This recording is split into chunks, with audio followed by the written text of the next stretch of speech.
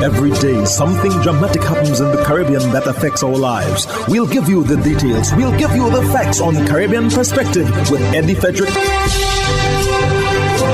Here's Eddie Frederick. So glad you can join us. A woman makes history in Trinidad and Tobago to be the first to hold the top cop position. This story takes the lead in today's edition of Caribbean Perspective for Tuesday, 18th October 2022. Details when we return. The hurricane season is now upon us, so we as Caribbean people need to remember to think safety and be prepared. Avoid venturing outside during a storm or hurricane, especially if there are strong winds. Rooftops and other debris are often blown about and can cause great damage.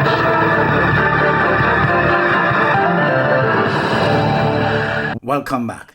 A woman appointed to act as Commissioner of Police for the first time in the history of the Twin Island Republic of Trinidad and Tobago. We hear more in this HGP Nightly Regional News item with Joel Vogt. The Parliament of TNT has approved the notification of the President for the nomination of Erla Christopher to act as Commissioner of Police. Christopher makes history as the first woman to hold the top cop position. The acting appointment runs from October 16 to 22, when Acting Police Commissioner MacDonald Jacob will be out of the country. Prime Minister Dr. Keith Rowley, in piloting the motion, signaled that the government planned to bring in the very near future an adjustment to the law that demands that all appointments to the positions of Commissioner of Police and Deputy Commissioner of Police, whether temporary or permanent, come to the Parliament for approval. Rowley said he believed the Police Service Commission should be empowered to make short-term appointments from a practical standpoint without having to have the Parliament come out in crisis to appoint someone for a day or two. The PM said frequently the Commissioner of Police is required to leave the country either on government or police business, and it means that on every occasion this occurs, even if it is for the one day, the Parliament has to be moved. The Prime Minister said Christopher had a long and distinguished career. Christopher, who is 59 years old and holds several degrees, joined the police service in 1982 as a constable and gradually moved up the ranks. She is currently an acting deputy commissioner, a position she has held since May 2017. Candidate for political leader of the People's National Movement, Karen Nunez Teixeira, through her attorney Egon Embrach, has sent a pre-action protocol letter to Chairman of the Election Supervisory Committee, Anthony Roberts. More in this TTT News item. In the letter, which was sent to Mr. Roberts on Friday, Ms. Nunez Teixeira is demanding a fair electoral process and added that she has grave concerns regarding the risk and or possibility of tampering with the ballot boxes during transporting, storing, counting and tabulating stages, and the lack of proper and timely communication of electoral requirements. Her previous request for the preliminary list of registered voters was denied. Mr. Roberts has until October 19th to acknowledge or respond to the letter. Failure to do so will result in the commencement of legal proceedings against him. In 2020, the Patriotic Front bowed out of the general election after the political leader said the campaign period was too short for the newly formed party to contest all 41 constituencies in Trinidad and Tobago. Michaela Pandey says her political party will be contesting the general election in 2025. Jewel Brown of TV6 News has more. Michaela Pandey, the political leader of the Patriotic Front, posted a video on her Facebook page on Sunday that was just over 5.5 minutes long. We are painfully aware that the citizens of Trinidad and Tobago have been crying out for meaningful change. But such change seems to have been an elusive dream. We continue to look on year after year, hoping to hear new creative solutions from any of our elected officials. But that too seems to be an elusive dream. The most recent budget is no exception. We have to decide when enough is enough. But in 2020, 3 weeks after Ms. Pandey announced that the Patriotic Front would contest the general election then, she had said she did not think that her party could have successfully campaigned the 41 constituencies in 3 weeks after Prime Minister Dr. Keith Rowley announced on July 3, 2020, that the election would be held on August 10th of that year. The PNM, led by Dr. Rowley, won a second term in office in 2020. The next general election is due in 2025. Ms. Pandey had announced the formation of the Patriotic Front in 2020 with her father, former Prime Minister Basdeo Pandey, at her side. It is time to move our nation forward in a new direction.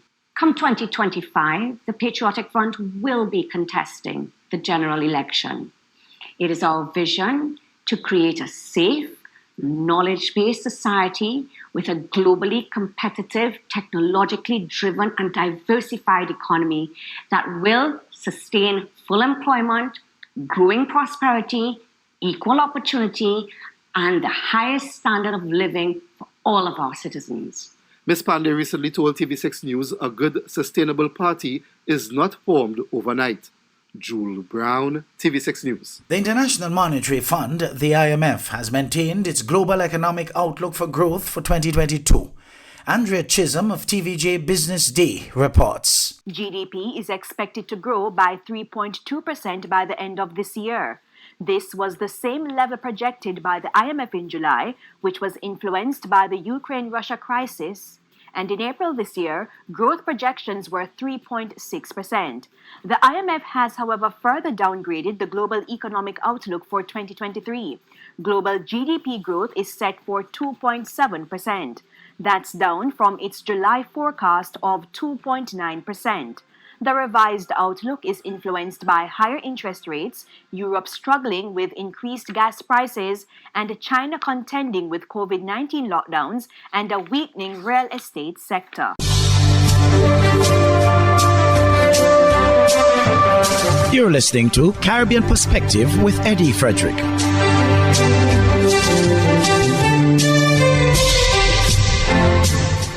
The Bahamas' Prime Minister Philip Davis brought remarks at the Disaster Risk Summit, where the Memorandum of Understanding was signed between the University of the Bahamas and the University of Hawaii. Carla Palmer of ZNS News has all the details. A memorandum of understanding signed between the University of the Bahamas and the University of Hawaii this Thursday is but another major advancement to mitigating the negative impacts of climate change on the Bahamas. Prime Minister the Honorable Philip Davis highlighted the government's commitment toward the effort and underscored the mutual benefits this collective action is anticipated to bring.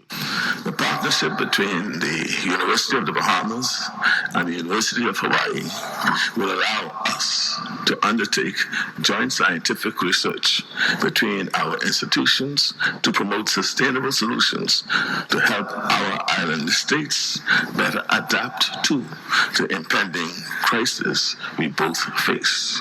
Climate change is a slow onset mega disaster that threatens the entire globe, and it requires a scientific foundation of knowledge to ensure that policy and actions are rooted in evidence. Informational sharing of materials, academic exchange programs, and research initiatives are principal to the MOU. President of UB, Dr. Eric Rowland, is forecasting UB's expanded curriculum resultantly and its impact on national development. The University of Hawaii already is quite far ahead both on the research and programmatic side with that. They have, among other things, certificate programs at the graduate level in disaster management. And this is something that is very much of interest to us here in the Bahamas, to build up the same those kinds of skill sets within our programs and within our research centers. October 13th is being observed as International Day for Disaster Risk Reduction. As the country continues to recover from Hurricane Dorian of 2019, Prime Minister Davis shares in the view that moving forward requires new ideas and approaches to building resilience. We must work together across national borders to create a common scientific foundation to maximize our collective efforts to build safer, more resilient communities. The one-day Disaster Risk Reduction Summit has concluded at Bahamas Convention Center. For the Bahamas Tonight, I'm Carla Palmer. The European Union's blacklisting criticized by the Bahamas' Deputy Prime Minister. Trinidadian economist Marla Ducaran has blasted the European Union as being out of place for assigning itself authority it does not have over sovereign nations when it comes to anti-money laundering and counter-terrorist financing. Her comments on the heels of the Bahamas and other nations being blacklisted by the EU. The economist is questioning what gives the EU the right to tell a sovereign country the level of taxes it should apply, while some countries like Ireland act as they like. Though admitting he did not see Ducaran's comments, Deputy Prime Minister and Minister of Tourism, Investments and Aviation, the Honourable Chester Cooper, says while serving as Shadow Minister of Finance, he always felt there was a consistent attack on the Bahamas and that the goalpost, when it came to financial services, constantly changed. I reiterate that the financial services clients that are leaving the Bahamas are going to large jurisdictions like the USA and the UK and elsewhere. And it is my view that the Bahamas is very well regulated and in many instances more regulated than some of the countries in the EU itself. Now, Cooper adds that while in opposition, the Progressive Liberal Party took the view that when it came to financial services and foreign affairs, politics ended at the border. The FNM, though, seem to have taken a different view. They're politicizing the issue, and I believe it's unhelpful, and they ought to seek relevance in some other domain. The Tobago Tourism Agency Limited will be discontinuing its air contract with Virgin Atlantic for airlift between Tobago and the United Kingdom. TV6's Elizabeth Williams has that story. It really was not cost effective. The return on investment was just not there. So the decision was made by the Tourism Agency Board, and I had a very amicable meeting with Virgin. So unfortunately, it's a situation that can't be resolved in the short term because the return on investment was just too not aligned. On December 31st, 2022, Virgin Atlantic will cease operating its direct weekly flight to the A&R Robinson International Airport in Tobago, which departs from London's Heathrow Airport. Chris James says despite this situation, all is not lost. Well, we've got British Airways starting from the end of this month for 2 flights a week. We've got Condor coming back from Germany. We've got the JFK flight from New York. And we're working on other airlines. We're shortly off to World Travel Market. And we'll continue to have talks with Airlift. James says the focus must now be on the positives. We're working very hard in the agency to get our marketing working, both in the UK and Germany and North America. And let's look for other airlifts. We need to spread, as I've always said, Liz, we want airlift from Scandinavia, Canada and the US. As for room occupancy, Tobago Carnival in the next 2 weeks, Mr. James says with over 70% room occupancy to date, he remains optimistic. We are still getting inquiries and we're still trying to facilitate people on flights and the ferry. So we're very pleased with that's the highest for the year for a weekend, 76%. So we're very pleased with that. And we've got 2 more weeks to improve that. So it's an excellent time to have it because October is normally dead. It's normally a very quiet month. So everybody seems incredibly excited about it.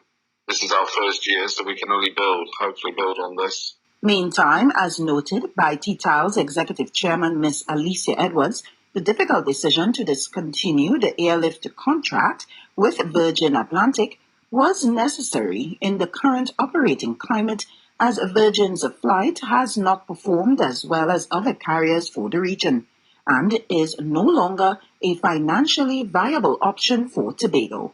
Elizabeth Williams, TV6 News. Hubbard's is once again innovating the way you shop with its new online store, providing 24-hour shopping convenience. You can shop now for appliances, hardware, houseware, building material, and more. Free delivery island-wide. Start shopping now at hubbardshardware.gd. Safe, convenient, reliable.